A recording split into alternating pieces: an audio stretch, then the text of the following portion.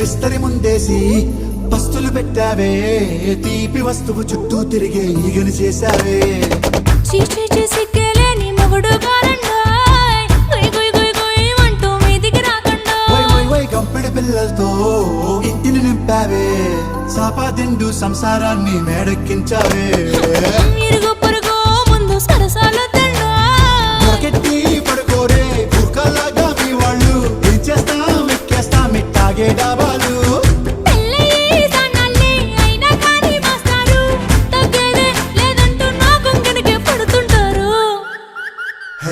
గోదారి గట్టు మీద రామసలకావే,